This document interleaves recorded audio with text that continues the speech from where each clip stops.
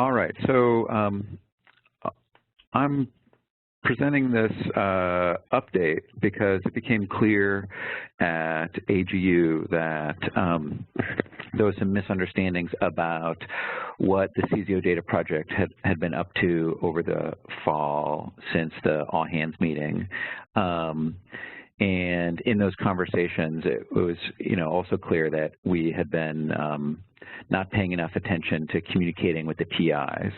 So we're going to really try and turn that around as we really roll out some of those products that we demoed the prototypes for. Now a lot of those products have quite a bit more content on them, and so one of the things that we've done since the new year is update the website. A lot of that rolled out today, although some of it's still under construction, with direct links so that you can all access those demos that that I gave back then and will again today. Yes? Sue, was that you? No call. All right. Okay, fine. So this is meant to be a discussion. You're welcome to jump in and ask me questions anytime. And I'm going to start with a little bit of a similar overview to what I did before, but then I'm going to jump to the website so that we can do a lot of kind of live demos of what's there, and you can all ask questions. And I know that there's going to be more Q&A time for the PIs in tomorrow's monthly teleconference, but probably not that much time. So please jump in today and don't hold back.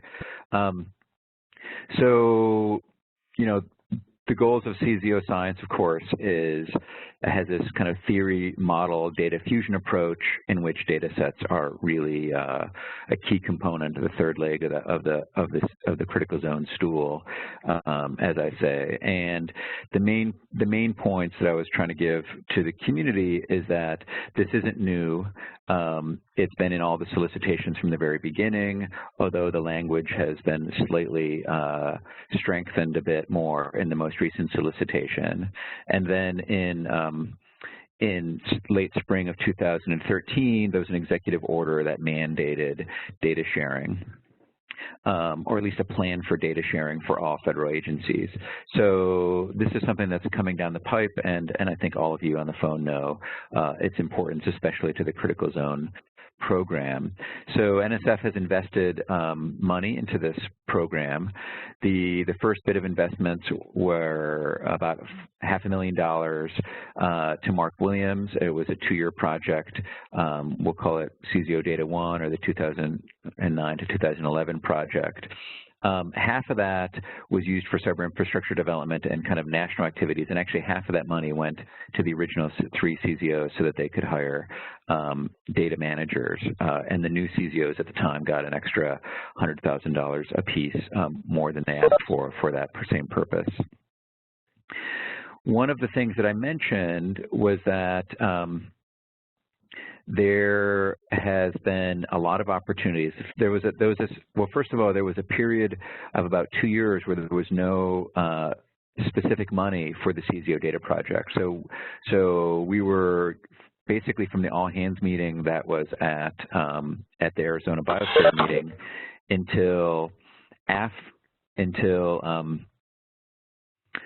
essentially after the CZO renewal proposals were submitted in March 2013, there was no money, but there was nevertheless quite a bit of activity and thought going into the process. And one of those efforts, actually 2 of those efforts that are notable, are a project that was inspired by CZOData to develop a new observations data model, and that was separately funded through the geoinformatics program to Jeff Horsborough. And then there was the funding through Enriqueta and EarthCube to have a critical zone focused EarthCube domain workshop, which was kicking off EarthCube was kicking off in 2012, and we were one of the earlier, we were like the 8th workshop out of about 2 or 3 dozen about 24, 30 workshops that kind of entered into the EarthCube mix. And both of those showed up kind of during this gap in funding and actually provided an enormous number of opportunities for us, which I'll describe later, and modified both of our timelines and slightly our products because of the benefits of those opportunities that were provided. So then this project that we're currently funded under was funded in March. It was a 2-year project, March of 2013, and it ends at the end of this March. So there is another project that was funded kind of out of EarthCube, and it was and I think that I'll have to do a little clarification about how this project kind of integrates with the CZOData project. But it's called, the acronym is Big CZData. It kind of plays off of big data, and also big, we see it as an acronym of bio-geo integration, or integration, bio-integration with geo. That's really the focus of that. And it's funded outside of the CZO money.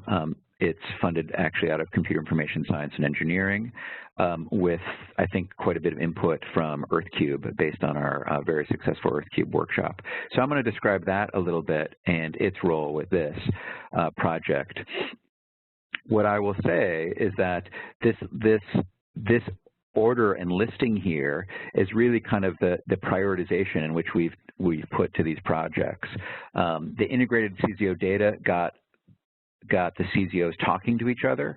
That's, I would say, the primary role, and it got some very preliminary cyber infrastructure in line. It funded the development of the criticalzone.org website, not the data pages, but actually the website, and also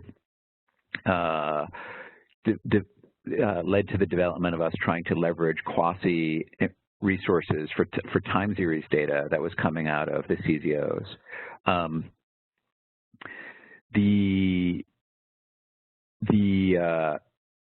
The activities that we were funded to do starting in late 2012 were what we saw as being kind of the next step in getting data integration kind of to a level that would really enable the integration of, let's say, soil geochemistry data with hydrological data. And so we put our efforts there while we were waiting for the funding. Right now, we are really actively working on this CZOData project, which is designed, CZOData 2, which is designed specifically to serve the needs of the CZOs. Because of the opportunities that we grasp from these other efforts, we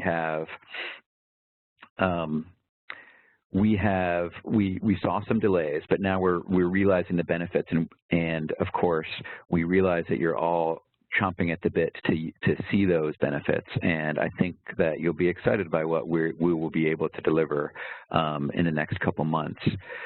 The Big CZ SSI, or Scientific Software Integration Project, has kind of much bigger aspirations, and we are really using it. We've also kind of put it a little bit on hold from when it was first funded, because it will build off of what we do for the CZOData project. So we're first working on the deliverables that we promised for CZOData.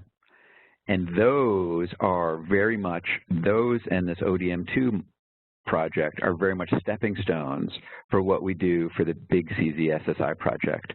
That really we can't fully get started with the Big CZ SSI project until we deliver on the CZOData. The CZOData will meet some very immediate needs of the CZO community, and it will basically preload a whole bunch of data sets from the CZOs so that we can do kind of the fancier pie in the sky, bigger, more ambitious software, and we'll be using CZOData data submitted by the CZOs as essentially the examples of what's possible and what's out there. So it's really a priority that comes after serving the needs of the CZOs. The beauty is that all the benefits of that that cool software that we're proposing will directly serve the CZOs because we'll be using data generated by the CZOs and other data as the examples. So,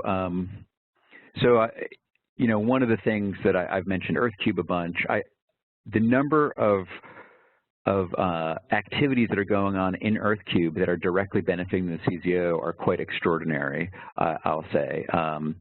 The list, I haven't prepared a full list, but I would say the CZO team is probably involved in nearly a dozen EarthCube funded or EarthCube related projects, and all of those efforts will feed back on the CZO community.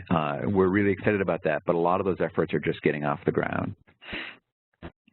I've mentioned the observation data model a bunch of times. I'm not going to spend much time on it, but I'm just going to say that I can't overemphasize how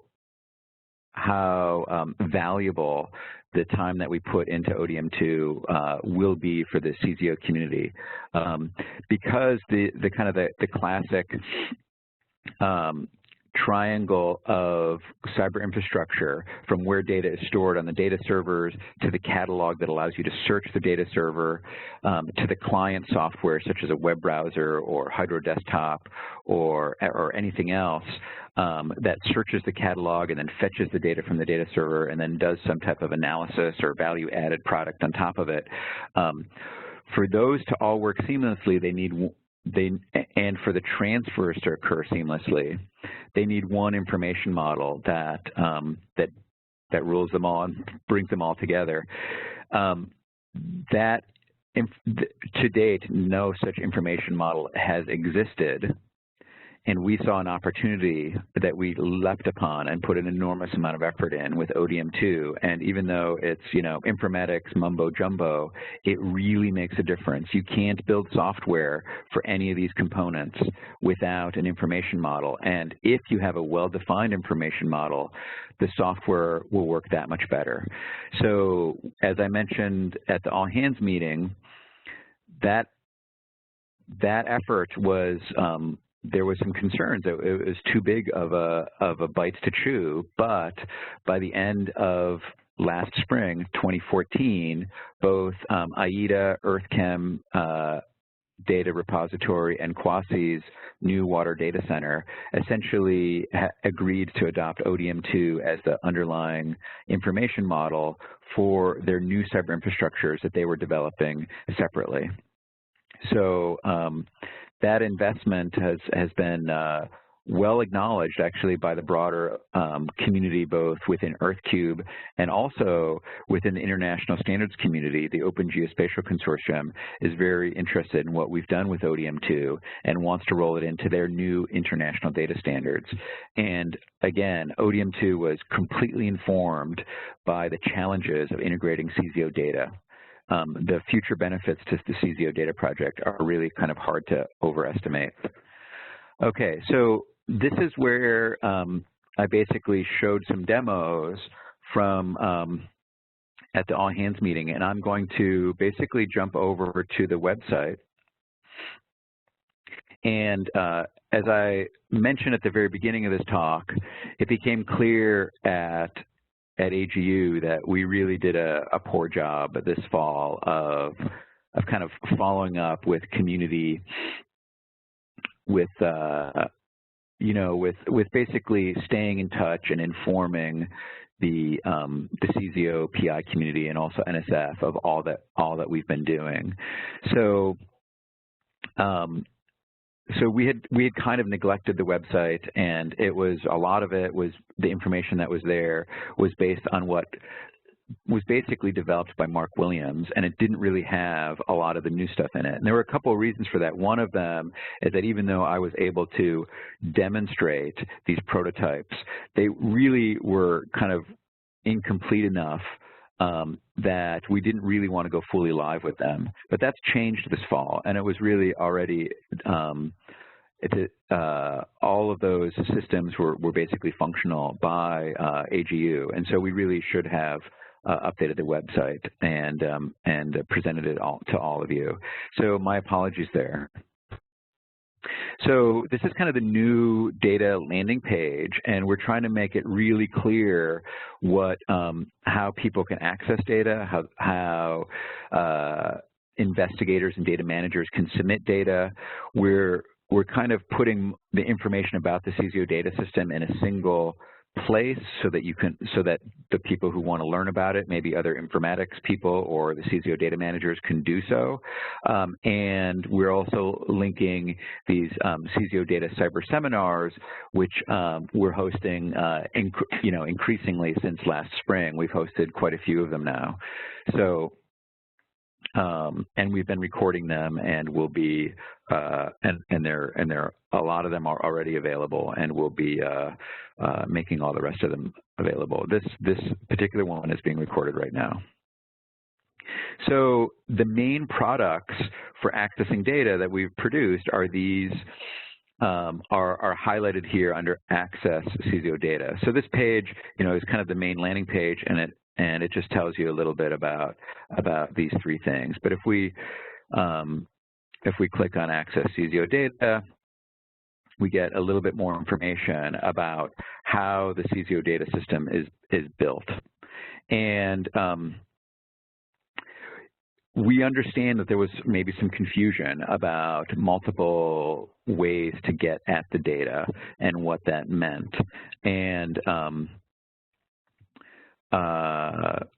I think hopefully this begins to clarify, and we're going to continue to improve the language and make it more and more clear.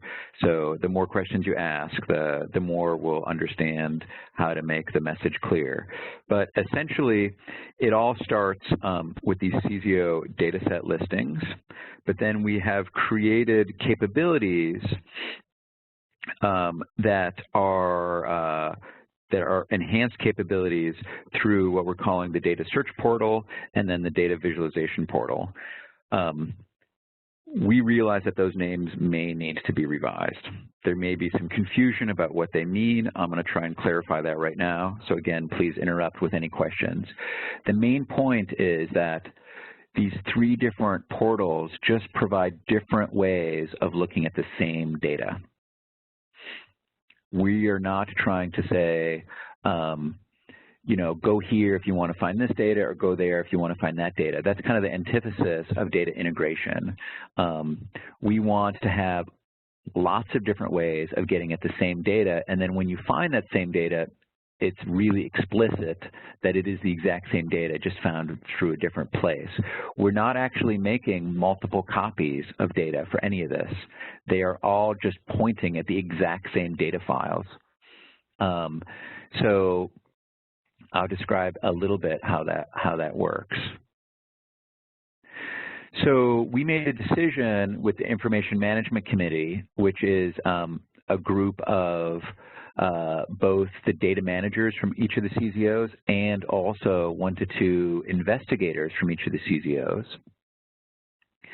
to back in December 2012 at our first Information Management Committee meeting. It was actually hosted here at the Stroudwater Research Center about 4 months before the funding was available, to leverage this website at criticalzone.org for kind of killing two birds with one stone, or getting really a lot of benefit, bang for the buck. And the data managers were very happy to do this because the other way of loading up display files that had been developed back in 2010 and 2011 was clunky, and not all the files were getting cataloged properly. And so this was a great way to load things up. So there was a whole, when the website was originally developed, the agreement was that all the CZOs would basically be able to present information about themselves on a single web platform, with the exception of data. there was an explicit agreement early on. In fact, it was a request of CZO PIs that data be excluded because they wanted to have control over their own data rather than have it stored in some central system. That fundamental requirement still exists. Everything we are building just points at the data that you have stored in your central system at each of your CZOs or at a national data repository, which is what we recommend, and I'm going to talk about that more in a moment. So that was the decision back then, but the data managers and the web people were really enjoying how this whole system was working. And there was quite a bit of interest in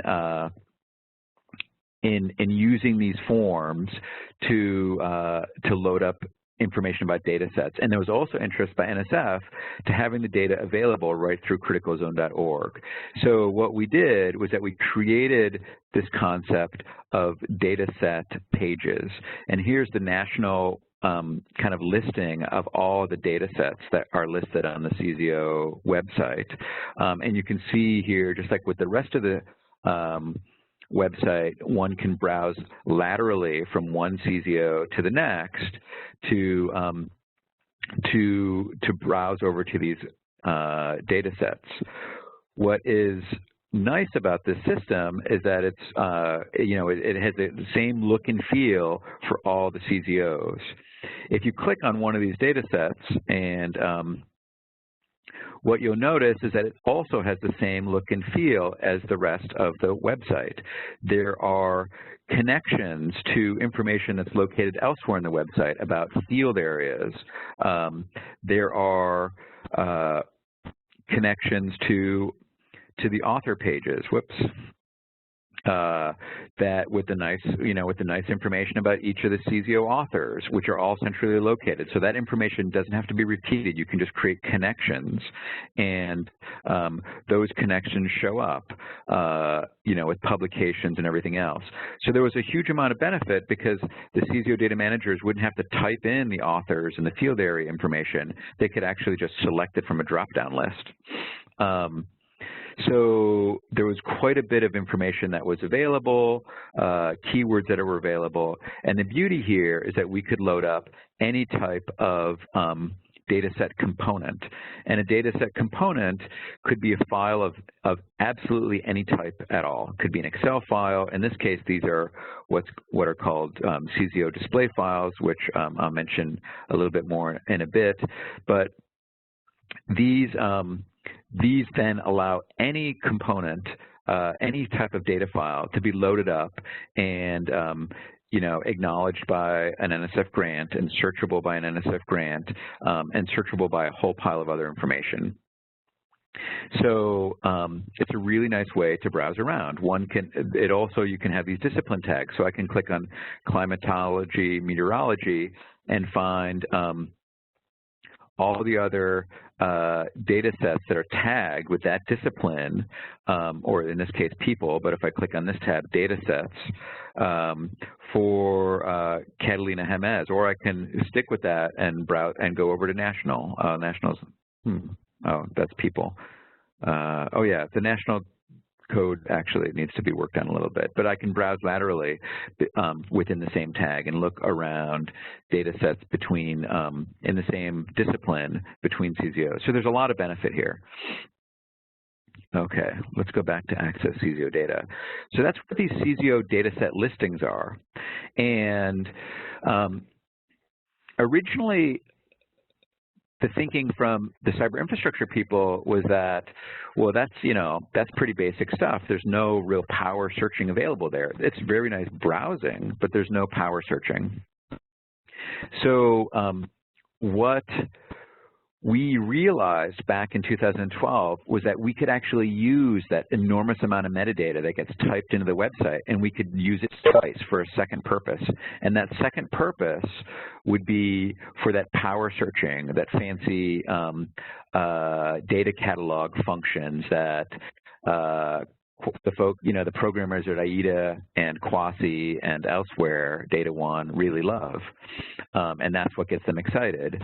And in the first round of funding, we actually ignored the easy-to-browse approach, and we kind of realized that in 2012 when the proposal went in that we needed that capability. So this was a great solution.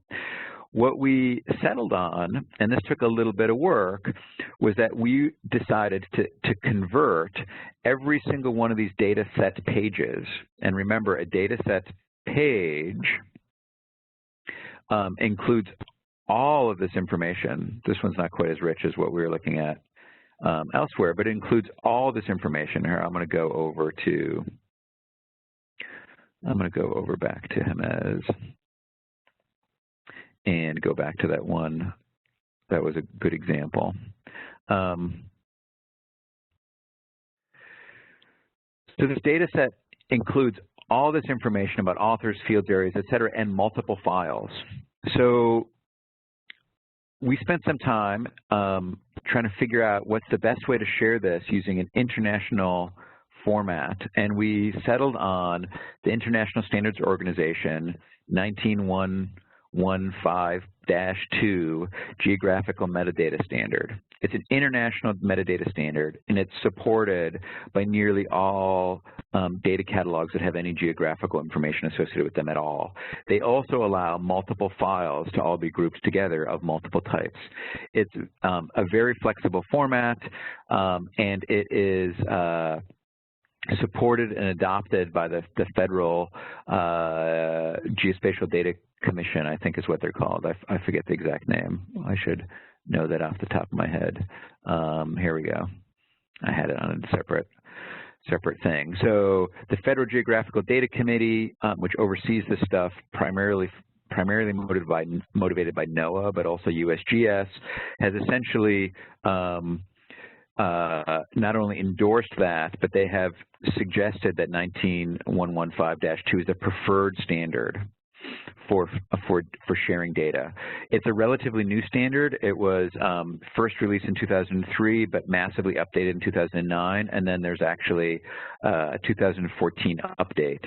So it's kind of a moving target, as so many of these things are, but we've already jumped in the game and have now, we have code that is exporting from the database behind the website, which is really just a database that holds things like these pictures and pictures of Peter Truck and, and these field areas and that information, right? It's just a standard website kind of data system. It's not for scientific data.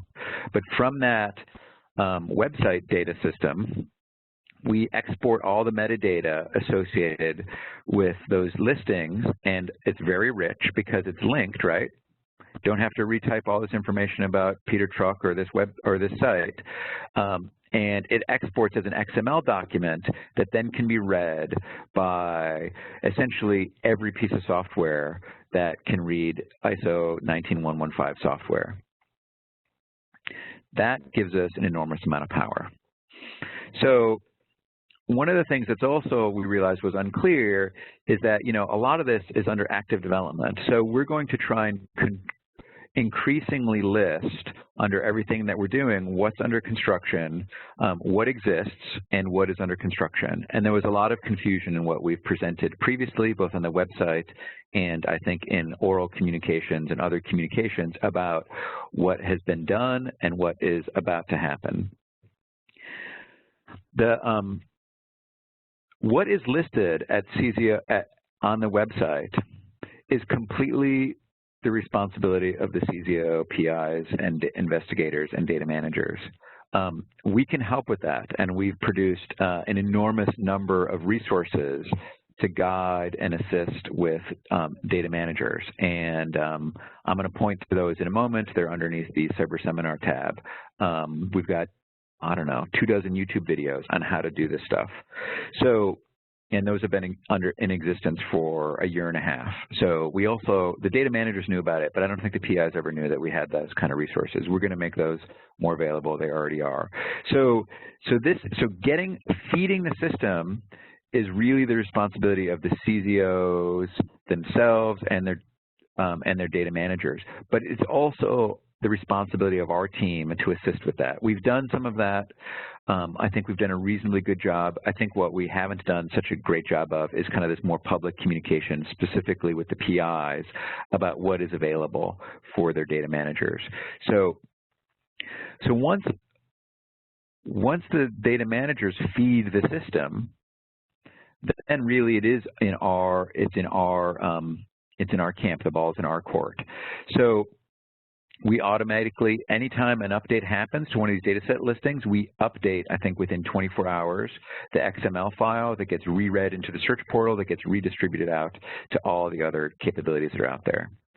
So now I'm going to show the search portal. So the data search portal is, you saw a version of this, and I'll be the first to admit, even though there's 1,000 data resources, not all the data that need to be out there are out there.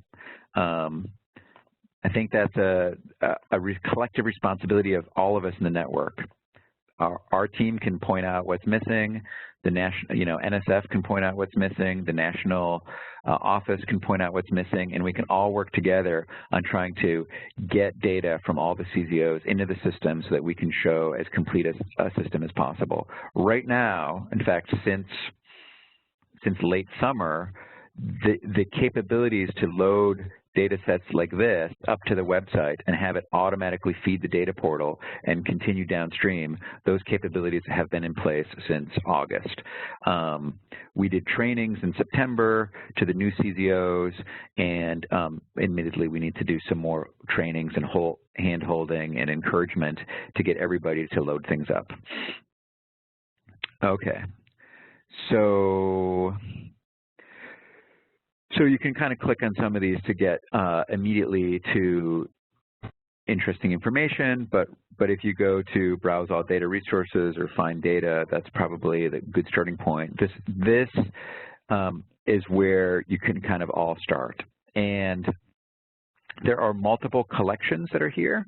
There are the CZO data sets, which is what I just described. There are 208 of those, but remember, within those are sometimes a dozen files might be within one data set. And within one file, there may be, I know for the Christina River Basin, we have some files that span multiple years for dozens of sites, for dozens of variables. And so they're insanely large files that we just packaged easily together because they were, I don't know, they made sense to us. Other CZOs choose to keep things a little bit more, more granular. So maybe one year of data from a single site for a small handful of variables that come out of a certain sensor. So just looking at the raw counts of data sets or files isn't really the right way to kind of quantify how much data is out there. We realize that, and we also realize that some type of accounting is important to NSF and probably even the PIs to make sure that their teams are really doing what they need to be doing and sharing data. So one of the things that we hope to do is basically use the power behind this data portal to expose some of that information and actually even have little running tallies by CZO and by, how many data points, how many sites, how many records, how many variables, what disciplines. Some of that can be done, and I'm going to show you how to do that with what's here now, but there's a lot more that can be done in the future. And we now have the capabilities to start doing that, which we didn't have until really this fall. So, okay, so one of the things that this system does, first of all, this system is just a nice little website built on top of Esri GeoPortal. And GeoPortal, and I'm going to show you a tab right now. GeoPortal was developed by Esri, who makes ArcGIS software, and they open sourced it so that others can use it. And it is kind of one of the gold standard data catalogs that are out there. There are one or two others that are competing, but the Esri GeoPortal is really the most robust. And we spent a decent amount of time, probably you know, more than some of you might have liked, but we really wanted to make sure that we were going to invest in a technology that would have that would be easy to maintain moving forward, and that would really give us the biggest bang for the buck. So we did a really thorough review in late 2013, early 2014 about what type of data catalog system to use, and we settled on Esri GeoPortal. It has amazing capabilities for data integration. It's widely used across the world. It's open source, and it doesn't need to run with a license or with other Esri products. But as some of you may have experienced, the look and feel that Esri seems to like here, something like this, wasn't really enough for what we wanted. So we invested in a partnership to develop a totally new front end to that Esri GeoPortal. So it's the exact same software under the hood that's so powerful, but we created a little bit more aesthetically pleasing and easy to use system to basically search and expose that data. So you can see here that there are these different files that are listed, and one of the things that GeoPortal allows one to do is what's called faceted searches. So when I can click on, let's see, we'll stick with the example we just had. We can click on Jemez Catalina or Catalina Jemez, and you can see that the numbers everywhere else adjusted as soon as I clicked on that, because essentially what we're doing is an AND statement. And that AND statement will be composed up here. So I can say Jemez Catalina, CZOData sets. So I'm constraining it to the combination of AND, that includes and climatology and meteorology. So I get 15 data sets. And what were we looking at? We were looking at this B2 desert site for meteorology for 2009 to 2014.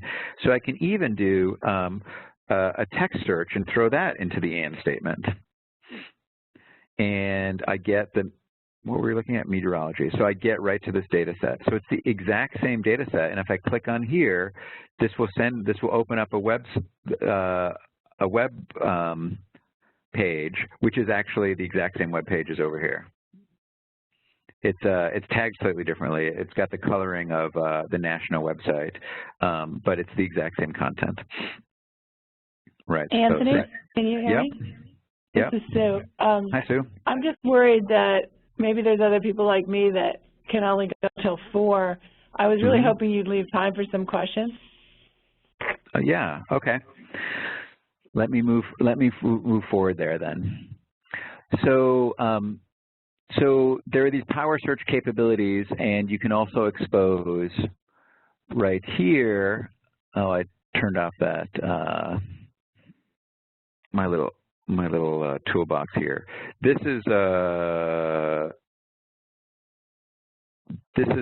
rendering, and that doesn't really make sense. But underneath the hood here is the XML file. That if I downloaded it or if I had a plugin enabled, which I must have turned off, you'd see as XML. And we're going to have links to the data files too through here. So, point is, same data set under the hood, but a much more powerful capabilities from which we can do other programming. And this Access API, or Application Programming Interface, basically describes these web services, catalog services for the web, and other kind of sophisticated computer-to-computer communications that are possible. And we've now included, which we never did before, information for those people who know how to do this stuff about how to do all of that. All right. So one of the clients that we can enable through those web services is a new client that we've created called the CZOData Visualization Portal. And this is actively under construction. You can see in back here, you know, there's quite a bit that's under construction here, and it has a limited scope. So right now, and within the current scope of funding, we will not be able to expose everything that's over here in the visualization portal. So you can read the fine print about what we will be able to expose by when, but the point is that eventually, this should be able to have the exact same data that comes from here. The idea is that they're intimately linked, but we're working on building that. And we don't have the funding in hand right now to get there by March, but we will have quite a bit enabled by March. So I will click on the Christina River Basin because I know it relatively well. The main point about this is that it's built on Quasi web services, and one can therefore go access, should have changed my settings. One can access USGS data through there just as easily as one can access data from the open source sensors that we've developed behind the Stroud Water Research Center, and you can get live streaming data really quite readily from that. In addition, one can expose other types of sites. And so I just showed this stream site here from behind the Stroud Water Research Center, but we can expose soil pit information from the data catalog, other types of data sampling sites and observation points. We can have NOAA sites such as this Climate Reference Network Station. And right now, there is no hard linkages from these new data types. We're working on those. We're starting with Quasi. In fact, the only funding that we had in hand was to actually enable Quasi time series that were cataloged in the Quasi HIS system for the CZOs. And we've done it for the Christina River Basin. We're in the process of doing it for other CZOs. I'm going to point out one of the benefits of some of these synergisms with some of the other projects that we have funded. This is Shale Hills. And the Shale Hills site, where we've just one of the amazing things about Shale Hills is that Sue and the team there have really invested a lot in assigning international geosample numbers to all of their soil samples. And so we're now connecting the system, which was designed to connect with Quasi, to the IETA International Geosample Number Registration System.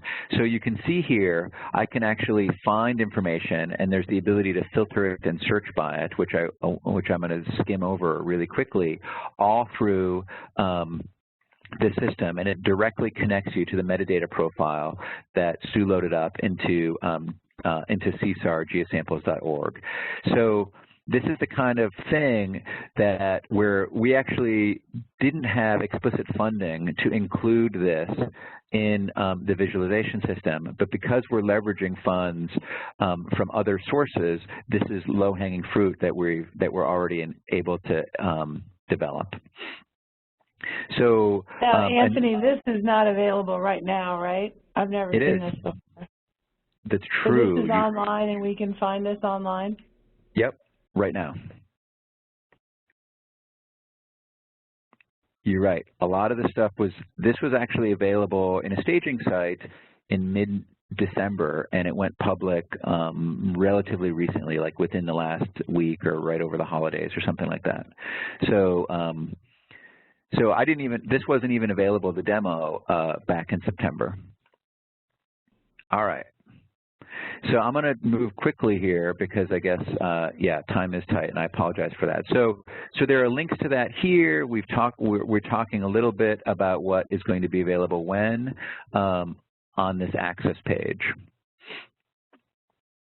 The Submit CZO data page is it's based on a number of cyber seminars that we gave in the spring about how to share CZOData as a three-step process. We're going to be refining this. This content went up relatively recently that we've developed out of these presentations. It's true, we presented this stuff to the data managers in the spring, gave them some guidelines. We reviewed it in a cyber seminar this fall. Unfortunately, those cyber seminars were not really well attended by others outside of the data management group, and so we weren't really sharing what we'd done, and we're going to really try and change that in the next few weeks. We're going to really spend a lot of time developing this website, and as these products go live, we're going to post news items on the website so that everyone really knows about the successes. So this is just a guideline mostly for CZO data managers and also investigators about how to share data using the CZO data system. We had much too much information about kind of internals of the CZO data system, I think, on these main landing pages. We are in the process of kind of refining that and making it really clear what we're up to. I'm going to describe to you right now some of the other things that we are up to that aren't quite ready yet for demo, but are actively being worked on and will be ready for our March 31st deadline. One of the ones is a critical zone domain-specific IGSN registration agent. We're going to have a specific website that helps CZO investigators load up IGSN information, International Geosample Number information, for their soil samples, for their leaf specimens, for their water samples, with tagging that is much more relevant to the critical zone community than is currently available at CSAR, which was really developed for the Marine Corps community. We have been working on the next version of the CZO display file that we will be having a workshop on that sometime in February. We're nailing down those dates so that we can really get more bang for the buck out of these CZO data set listings. The display file was a means to ingest granular information, data value level information into the Quasi data catalog. We're going to use this approach to be much more generic for both generating display files under different profiles. There'll be a profile for soils. There'll be a profile. There'll be a profile for hydrological time series. There'll be a profile for microbiological data eventually. So there'll be lots of different profiles and we'll be really finalizing that this winter. Right now, all of our data, these data that we can ingest granularly, our whole data systems have tight integration with both Quasi's Water Data Center and AIDA EarthChem. However, as I mentioned earlier, because of motivations by EarthCube and other motivations, those two data centers completely are in the process of rebuilding their infrastructure from the ground up. And what's exciting is that we provided them with ODM2, which they have adopted and are building data around. Right now, a lot of our data is not so readily available within these two systems because they're in the process of rebuilding their systems. And then lastly, we are building a next generation controlled vocabulary system around ODM2 to be hosted at the Quasi Water Data Center, and then potentially also with a mirroring at AIDA EarthChem. And we've been making progress on that this fall, and are building a system in place that's quite robust that will replace the current system, which was almost entirely built on Quasi's catalog. And we actually re-merged the old CZO control vocabulary system back into Quasi. So the current recommendation is that CZO data managers use Quasi's control vocabulary system or AIDA's system until we come up with the next generation, which we also hope to do by March. Anthony, I have a question. If it's a good time to ask. Sure. Okay, so you have the you know, we have actually now the fact that you have on one award, the ODM2, the model was supported, and I understand that this already is completed, so that effort of creating a model for the data is all done, and it could be, and it's all done as of last year. Okay, yep, and then as of May or so. Yeah. Okay, and then comes the other effort, which is the CZOData effort. Okay, and that's really what the CZO sites are interested about. You know, the ODM2 and the CZOData, and the CZOData has a number of items. You know, as that there are about 12 tasks that you agree to complete, and so I am aware that the rest of the PIs do not know about this task, but essentially it's sort of like what they're expecting, you know, to be able to search the data, the visualization, and all of the integration that needs to take place. And so I think it would be important for you to share that information with the PIs in terms of the tasks that were committed to complete, and to give us an idea of when all of these tasks are going to be completed. What have been completed and what is going to be completed. It's better to do this in a written form. I mean, we have your explanation of everything that has been done, and it has been really good to be able to see the demonstration as to where to go on the website. But I think more specifically, to really understand, we need this kind of written in a report that we can all share and sort of see where we're going to be. Say, since the funding, as you said, is not going to be available longer than, say, sometime in the summer, as I understand, then what is going to be, what are the CCOs going to have available by then? And what do they have now? What is going to be coming online, and what's going to be at the end? What is going to be available? Great. Is that possible?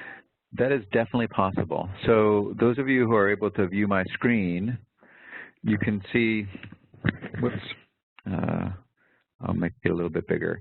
You can see that I'm sharing a system, basically a list of all sorts of tasks. This is using a web platform called Asana for collaborative task management, and the CZOData team adopted it almost a year ago, though not quite, to manage our tasks, because there were so many of them and there were so many things going on that we really needed to keep track of these specific tasks. So we've been using this system for a while, and in the proposal we actually had 13 tasks, because we added a task 0, and then we have 13 additional tasks. Each of them, they're with very high-level subtasks, and each of those subtasks have a decent amount of information underneath the hood. So if you click on this, you can see there are descriptions and what's been going on with that task. So one of the things that was actually somewhat confusing to us was that, these tasks were written out in a proposal in 2012 before all sorts of other things were happening. And they were also written in a proposal that was put together primarily by Mark Williams. So our team kind of took the main products that I listed in order on the website, and we're going to expand on them. So like the main criticalzone.org website or search.criticalzone.org. And we took the tasks that were in the proposal and kind of organized them underneath what we're calling products. And this is where we've been kind of doing most of our main work, is kind of keeping track of all the different smaller subtasks within the whole topic of the product of search.criticalzone.org and how that relates to the original proposed tasks. So we have a little bookkeeping to do to kind of tie up loose ends. A lot of these things have been accomplished and we haven't checked them off yet. But what we're going to do based on the feedback that I got at AGU is that in the next couple weeks, we're going to do exactly what you just suggested, Enriqueta. We're going to write up a report where we talk about what was proposed back in actually it was 2011 when the proposal was submitted, and how we're moving forward and on completing those tasks in either as written or how we have modified them to kind of take into account the current landscape of infrastructure that's out there. So we have that information, and we're looking forward to sharing it. And we'll share some of it via the website. I think there's a lot of interest in sharing that publicly, and we'll submit a report as you requested, Enriqueta, to you and to the CZOPIs in the national office. Okay, so that will be sometime this month. It would be, yeah, hopefully sooner than the end of the month, in the next week or two. I was trying to do it over the holidays to get it all ready by now, but it didn't quite happen. Okay, great. Thank you.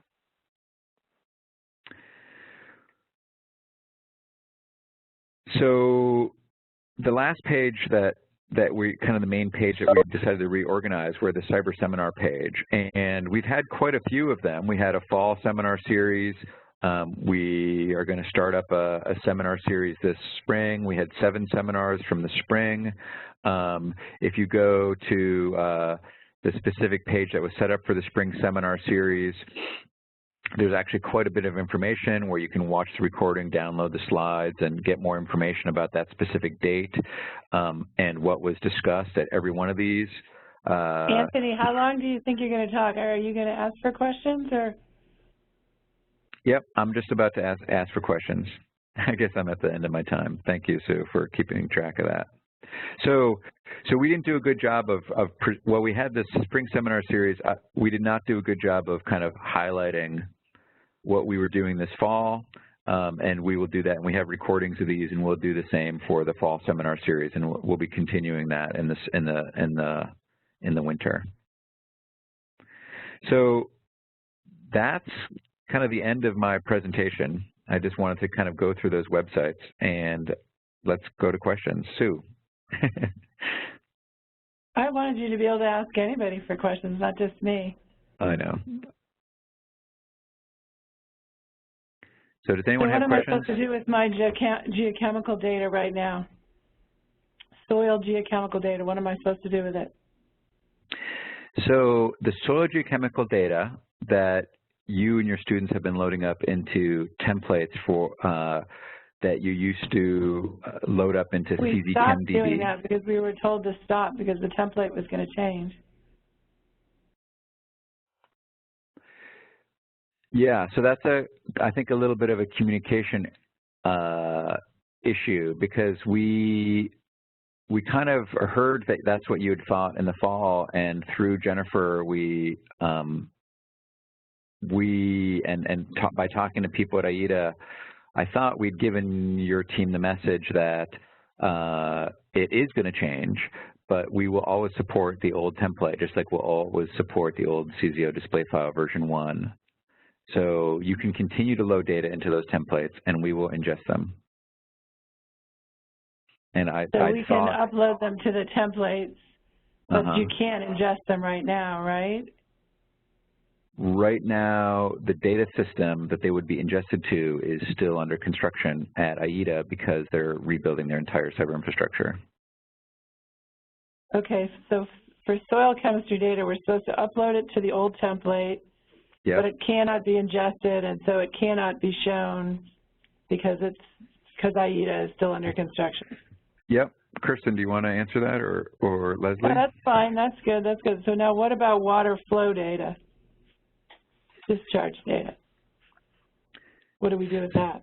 same thing. So we still have the capability to ingest all CZO display file version 1, and for something like stream discharge, the old version of the CZO display file is completely adequate, and you can load them up the same way that you've always been loading them up, and it will be ingested into Quasi that way.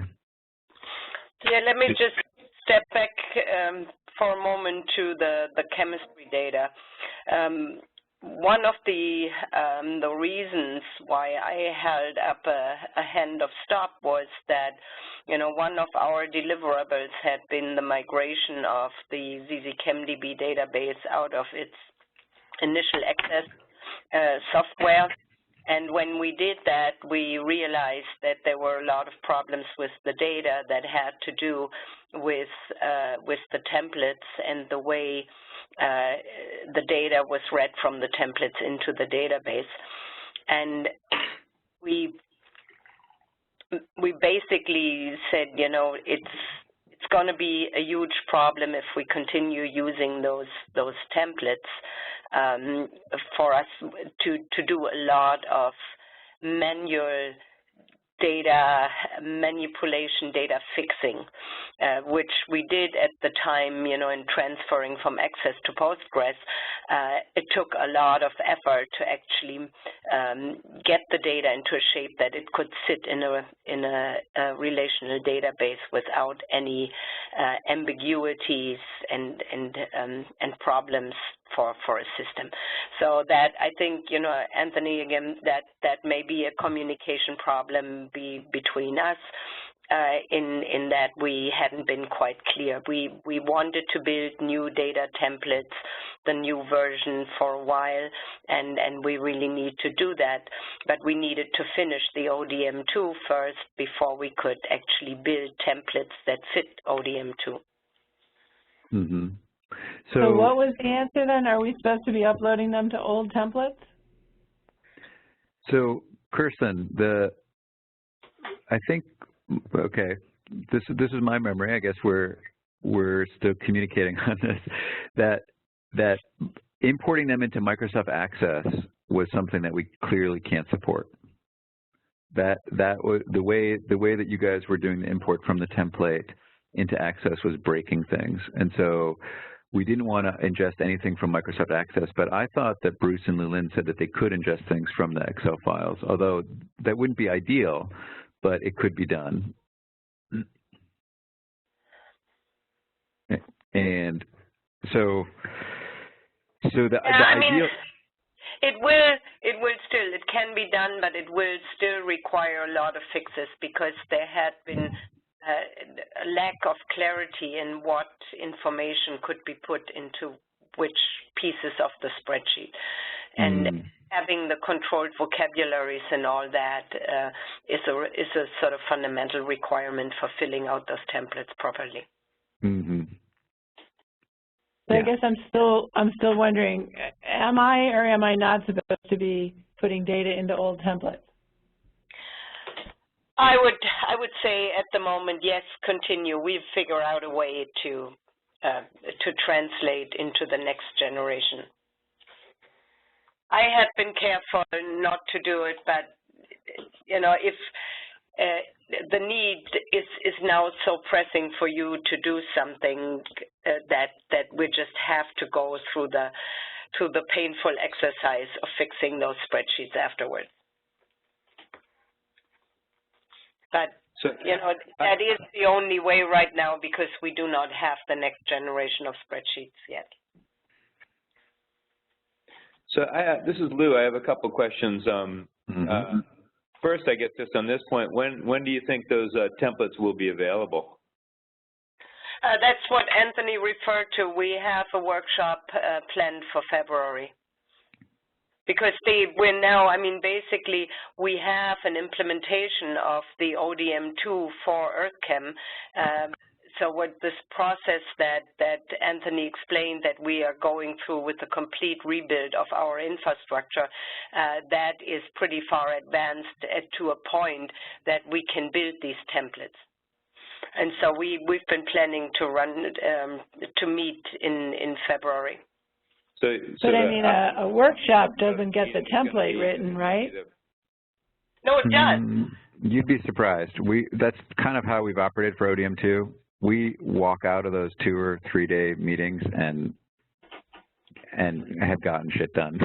I mean, like we like roll up. They're like hackathons. You know, you just roll up your sleeves and we actually do it right there on the spot and make the decisions and work through it. So my other question is sort of a different one. It's back to the database or the data searching portal. And since I haven't seen it before, I don't have a feel for it. But is this sort of a relational kind of search tool that I can use? And let's say I want stream discharge, you know, between, you know, subject to these constraints that also has dissolved sodium data available, and you know, and sort of nest some queries like that. Is that possible to do that? Not in here, because so the only system that will be able to do that kind of granular search is Quasi's system and AIDA's system. There are actually no other data systems out there kind of, you know, I should be careful about what I say exactly, but the major data repositories, like the ones that the LTRs use and a lot of other systems use, really just allow you to find data sets and discover them. But in terms of that granular querying, really the main players are Quasi and AIDA, and that's why our CZO. That's why Mark Williams chose Quasi and AIDA early on, well, originally Quasi, and that's why I was the one who suggested AIDA get involved, and I guess so did Sue, because those are the 2 systems that allow that, and that's why they have been so successful. But to do that, you require a data model that allows you to integrate the data at that low of a level. And that's been the fundamental reason why the LTRs and Data One and some of these other systems have never been able to do that, because they didn't have an ODM2. And, you know, Quasi was able to do it because they constrained their data types to a relatively limited scope, and Kirsten's group focused on geochemistry, and so that's why that was possible. So it's the new infrastructure built around ODM2 that will enable that for the first time, but that's still a year or 2 away, because these infrastructures are being built from the ground up.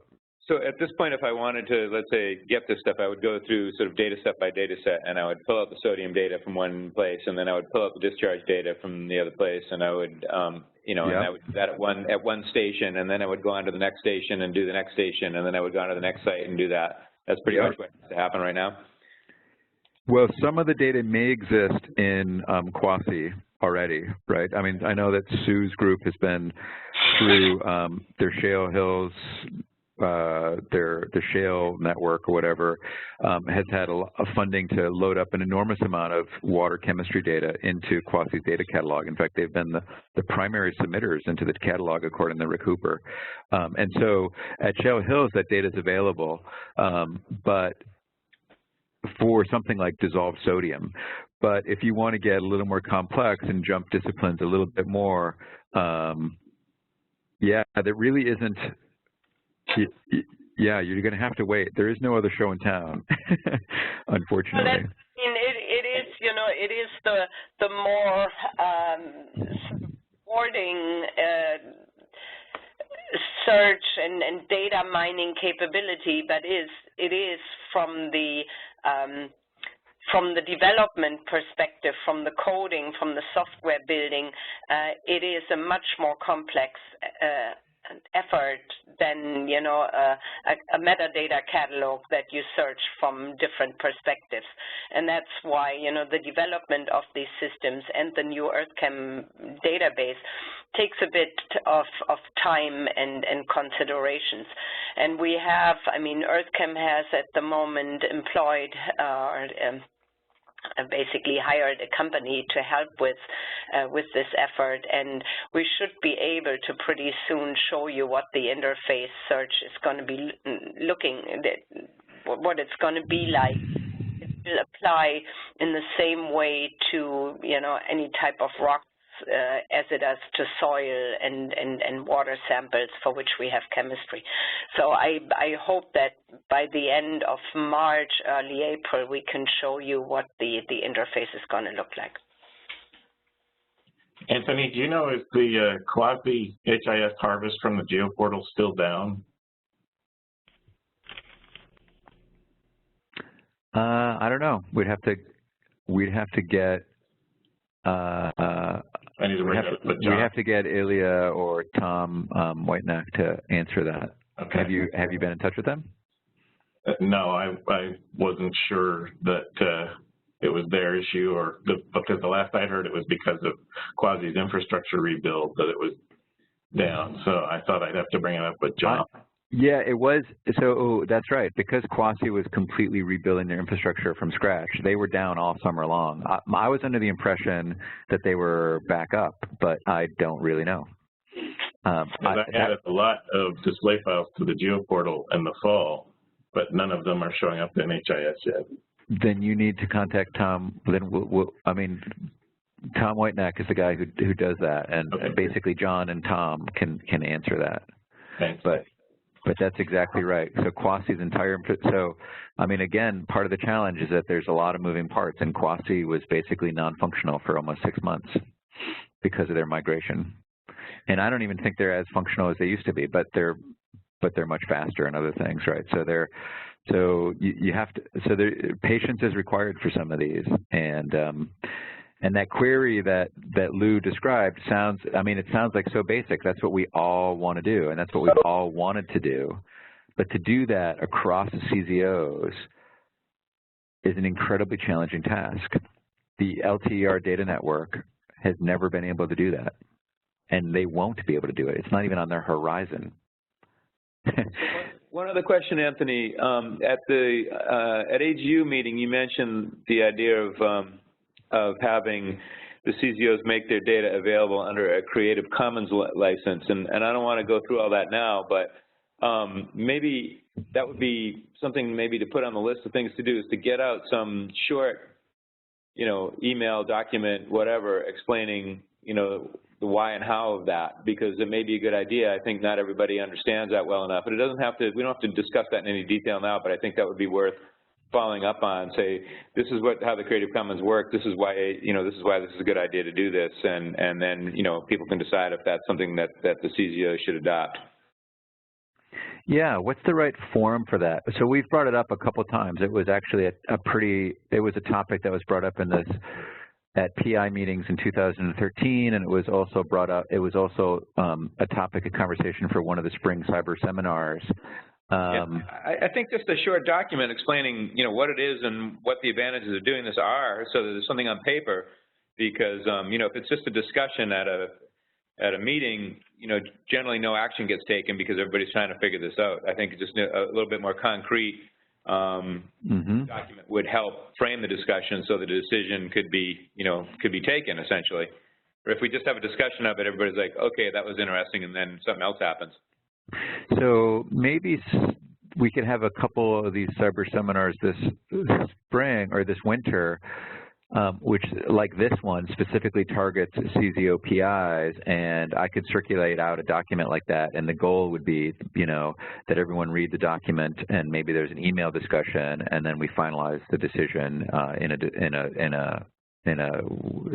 a discussion or something. I don't know. That's right. I think without something on paper in front of everybody, nobody really knows exactly what it is they're agreeing to or not agreeing to, right?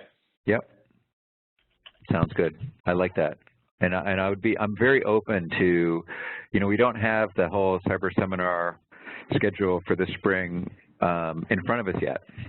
So if people want to email ideas to me or to our data team or to the whole IMC for that matter, might as well use the Google group,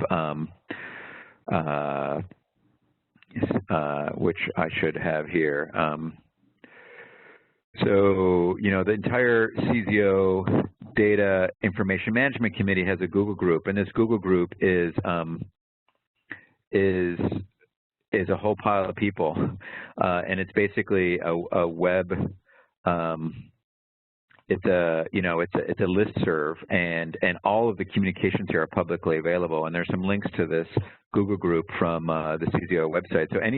So this invitation that I sent out to all of you went out here. So my main point is that this might be a good forum for those kind of communications. If anybody wants to suggest what we talk about, send it to this Information Management Committee email address right here, and we'll all get that. So I know that one of the other things that we probably should do is have a little bit of kind of show and tell between the CZOs. There's in the WebEx chat, there's something from Brock Angelo about what the cyber infrastructure that the IML CZO has developed because of their connections to the Big Data Net project that Praveen Kumar is the lead PI on, in addition to the CZO. So they've got actually some pretty sophisticated stuff, and we talked to them about a year ago about some type of integration. So we could have those kinds of things too going forward. Brock, I'm going to table your demo until some future time because looking at the clock here, it's getting late. Yeah, no problem at all. Any other questions? Well, Anthony, I would. This is Brock again. I've been with IML CZO for a while here, but I haven't been on any of the webinars, so I'm kind of new to the process and kind of hearing a lot of this for the first time. Is there kind of an intro for sort of newbies to getting everything integrated and in? I guess I'm hearing a lot of stuff. I'm not really sure that I'm very clear on what the first step should be. Yeah. Well, I think your case is a relatively good example. I think a lot of the new CZOs, and frankly even the old CZOs, have been kind of hiring up in the last year data managers. I met a couple new people at the all hands meeting, and even though we had a CZO IMC meeting here in May of 2014, a lot of those people were just kind of interim people. So I think that may also be contributing to some of the challenges. Is that I think the data management teams at the CZOs, even the old ones, are solidifying just in this last year. So we should indeed all talk and communicate. I would really suggest that the spring seminar series that we did starting in March until the end of April is a really good place to start. These are just the titles, but if you click on that link right there, you'll get that detailed information with links so that you can watch them and download the slides. That is a really good place to start. Some of that information might be a little bit out of date, but it basically, the general outline of the plan was in place then. There've been some developments since then, but the main plan hasn't really changed. Okay. Yeah, I'll definitely take a look at that. I guess the other question I had was in terms of, and maybe this will be answered by that, but I was curious in terms of metadata versus data points. If what we're uploading should be, so I understand, are we uploading metadata for specific points, or are we trying to upload all of the data? Yeah, that's a really good question. So I said earlier that it all starts with the data set listing, right? If we go to, access CZO data, it kind of starts with this data set listing, and then that feeds through this ISO 19115 all these other systems. So, the metadata for each point. Yeah, so the data set listing is a combination of things. It's essentially a pile of metadata, which you see here, but then it is URLs to files that's listed under data here. And these files can be any kind of file. You can see at the bottom of my screen that these are all linked to the files. So it's both.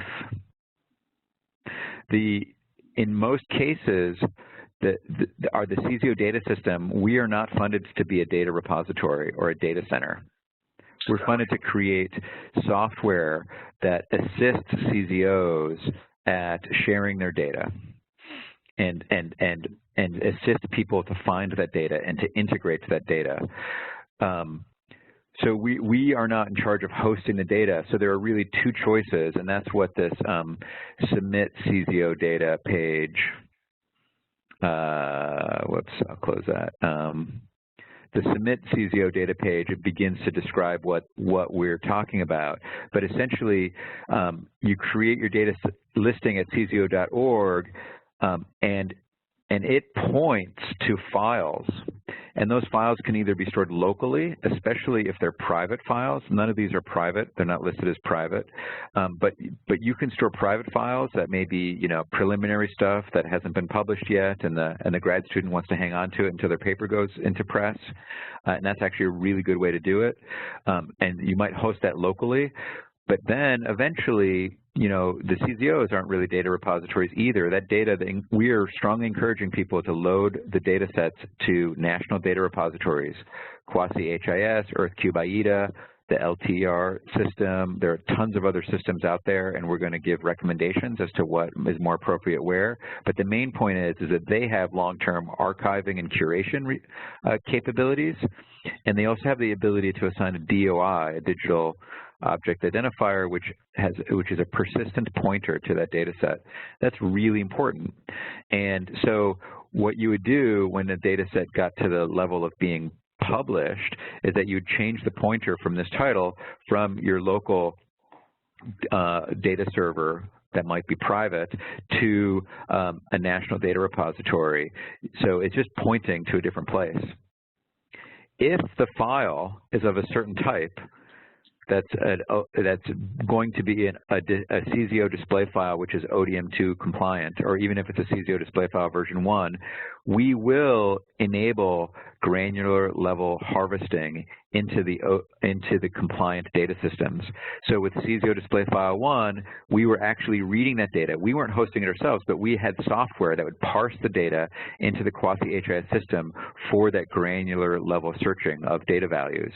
With the CZO display file 2, we will enable the same thing, and it will be parsed depending on the profile, either to Quasi or EarthCube IDA, one of those two places. And then that higher level data value level searching will be available there. So that's kind of the only case, but it wouldn't negate you loading up, a CSV file at the LTR data system, the Metcat system or whatever, because it's on leaf areas or something like that. Even if it were ODM2 compliant, that data could get harvested into IDA EarthChem actually. But you could still have the original file, that's the archival file, hosted in a data center. So I don't know if that helps explain things. That does. So are the search and the visualization applications, are those indexing only the metadata, or are those also indexing the data that's being pointed to?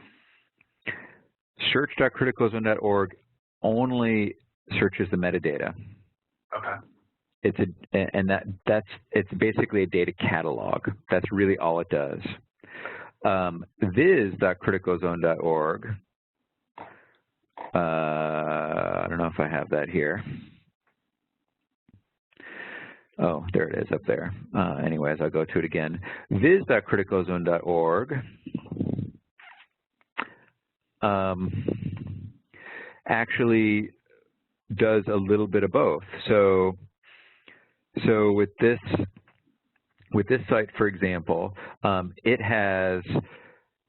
is both a catalog, so I can use this keyword search to say turbidity, and it will show me in a math-based query where there's turbidity data, and that's a high-performance solar search, and it will show me which sites. It will dynamically filter out the sites which have turbidity data. But when I go to one of these sites, I can also download. It has the capability to download that individual data. And is that data coming directly from the host that provided it, or has this now been uploaded to another service? So it will, the link up here is to the primary original source. But to create that, whoops, I forgot that reloaded. But to create that high performance plotting, which you can see right there, there is a caching involved. And in fact, if you download it this way by clicking on this thing, you're actually getting the local cache because it's faster. But it's really just a cache of what is stored at the original website, which, you know, that information is listed here with links to the original data source. Okay. And then my last question is the API that's listed on the search page. Are we able to post to that API, or is that simply a GET? You know, that's a question that I'm not sure I can answer. I don't know. That's a really good question. You know, the Quasi REST API allows posting, but I don't know if ours does, because we're not a data. We don't have our own data repository, right? We're But this would be for the metadata anyway. Yeah, this would just be for the metadata. You know, that's a really good question that Ilya and Tom would have to answer.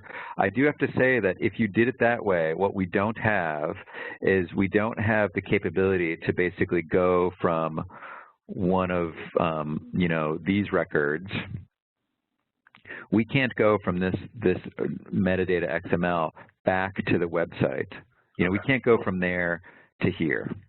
Okay. We thought about doing that, and we decided against it. If there's a really strong request from the CZO data managers to do it, we might be able to enable it. But it was basically a prioritization of effort. So this is a one-directional syncing. We start here, and this was really at the request of the data managers from the 6 CZOs that were here in December 2012. That was a decision that was made, unidirectional. So that said, actually this is all, you know, this is all in a content management system. So it wouldn't be that hard to import into here, and there are capabilities of doing that. In fact, we've already done that. So there's an import form that David Lubinsky can help you with if you have an enormous number of these records. But most of the data managers decided that cutting and pasting into the form was so easy that you know, if you have a login, which I'm logged in, I can edit this entry and and you get this web form. And actually, I don't know if I have permissions to edit this web form, so we'll find out. Yeah, here I am. So I guess I have global permissions. So, you know, you basically can just cut and paste into this web form. I mean, some of this is a little tedious because that's not a cut and paste job, but a lot of this stuff is, and a lot of the data managers, even those who have capabilities to do posting via REST web services, they decided that it was just as easy to cut and paste. Okay. So any other questions? We still have quite a few people here, even though we're about a half hour over schedule. Yeah, Anthony, this is Dan. Yes. Not to belabor the time any more than I want, but it might be good for tomorrow's meeting to at least for the new CZOs, but perhaps all of us, to very briefly summarize where it is you are, because you're really quite in process. There's a lot, especially for new data managers to absorb. And it might be a very nice thing to have a thumbnail sketch of where you think we ought to be, each in our own places, in terms of whether we're 1 year old or 5 years old. We're also starting the new year, and it's a great time to set priorities and so forth. So I might ask you a summarized version of that question tomorrow, if we could have thumbnails on where you think the two groups of CZOs ought to be. Thanks. Yeah, I will state the really quick answer to that is that that we, in addition to working on ODM2, which was a big effort, we spent quite a bit of effort on creating the data set listing pages, kind of getting them up to speed, and also incorporating the new CZOs into the website framework. That money was made available in March actually, that was available via supplement that was, I think, came out in the winter or something, maybe late fall 2013 or early winter 2014. And we worked really hard on enabling that, and that all kind of came together this summer, maybe July or so. So there was a period where we were putting people on hold. Now, since then, and we've tried to do trainings with the new CZOs and with the existing CZOs. We've actually done a really large number of webinars. If your web people have missed it, contacted us. We'll point them to probably some YouTube videos, but all the CZOs should be loading data sets onto these data set listings using the content management system, basically creating websites like this or web pages like this with files. That is low-hanging fruit. You can get the data out there and start to begin to get credit for it. You get, this is a hot link to a grant, and you can just start racking up information about the data sets, even if they're private data sets. So that's a recommendation that we gave at the all hands meeting. We were totally ready to accept people then. We had done a webinar before that. We did another one afterwards. That is, I think, a pretty clear message that we've been giving, and I'll give it again. That's the low-hanging fruit, because that's what your responsibility is. We're responsible for these kind of more sophisticated searches, but the two can be happening in parallel. We can be developing additional search capabilities as you're loading up data sets. There's no longer a constraint that you're waiting for us. You may be waiting for us to access the data using these nice new systems, but not for actually submitting the data. And that's frankly where the biggest effort is in submitting the data. So I don't know if that helps. It is a lot to absorb. Yeah, thanks. Thanks, Anthony. Yeah. What's the YouTube channel? Can you link to that? The YouTube channel is private, because there's actually all sorts of information on there that we don't want to give out to everybody. So it's going to be showing up on this website really soon.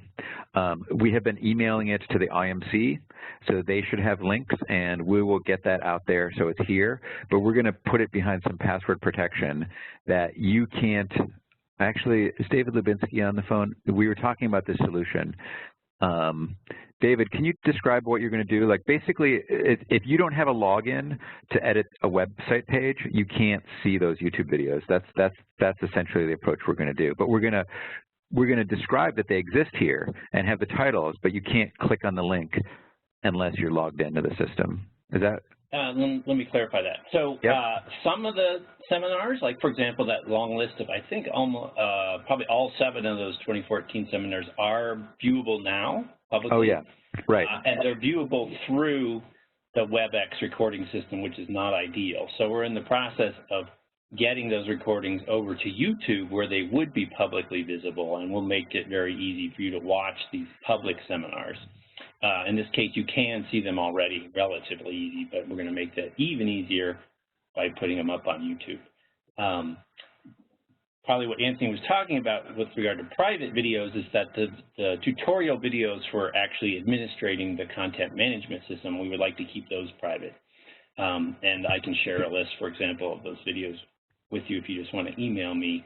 But we will also, through the website, make it easier to get to those videos. We'll probably just make it so that if you're logged into the content management system, you'll be able to see the list of those videos or watch them directly on a web page.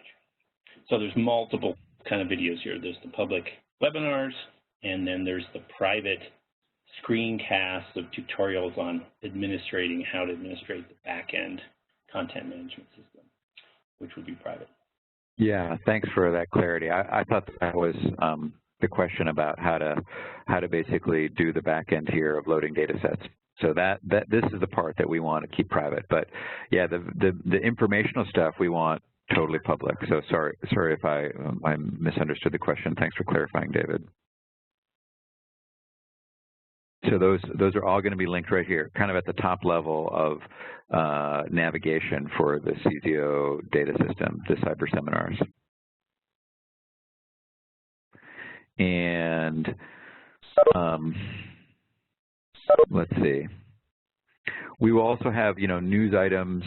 They're not listed yet, but we will be adding, news items and events that are related to CZO data also, and those would be. Actually, they may already be listed. So yeah, right down here, data news, data events. Those, we will be updating that with information as it rolls out too.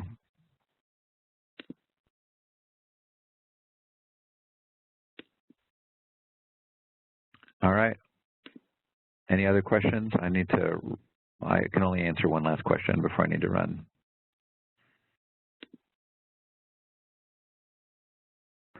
All right. Well, again, I would like to extend the apology of the data team for not having enough focus on communicating with the PIs and the investigators and with NSF about what our activities have been. I think we're all quite proud of what we've done, but it's pretty clear that we haven't done a great job of communicating that to the rest of you. And I think the message that we got at AGU through multiple channels was received loud and clear, and we definitely want to turn that around and keep you all abreast of what's going on, because of course you're the reason we're here. So is to basically serve the CZO community and their data needs. All right, thank you all. We'll be in touch through all those means we just described. All right, I'm going to end the WebEx. Thanks, guys. Thanks much. Yep.